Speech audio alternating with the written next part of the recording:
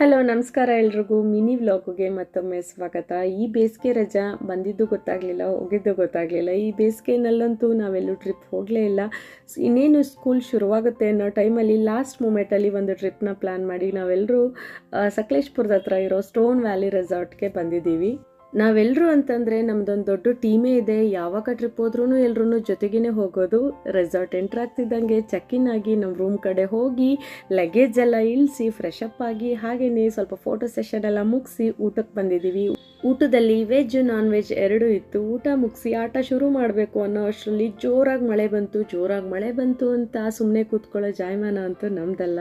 ಮಕ್ಕಳನ್ನ ಕರ್ಕೊಂಡು ರೆಸಾರ್ಟಿಗೆ ಬಂದಿರೋದೇ ಖುಷಿಯಾಗಿ ಎಲ್ಲರ ಜೊತೆನೂ ಇರೋದಕ್ಕೆ. ಎಲ್ಲ ಟೆನ್ಷನ್ನು ಬಿಟ್ಟು ಮಕ್ಕಳು ನಾವು ಎಲ್ಲರೂ ಫುಲ್ ಎಂಜಾಯ್ ಮಾಡಿದ್ವಿ. ಫುಲ್ ಪೈಸಾ ವಸೂಲ್ ಅನ್ನೋ ಹಾಗೆ ರೆಸಾರ್ಟಲ್ಲಿರೋ ಇಂಡೋರ್ ಗೇಮ್ಸ್ ಔಟ್ಡೋರ್ ಗೇಮ್ಸ್ ಎಲ್ಲನೂ ತುಂಬ ಚೆನ್ನಾಗಿ ಎಂಜಾಯ್ ಮಾಡಿ ಬೆಳಗ್ಗೆ ಎದ್ದು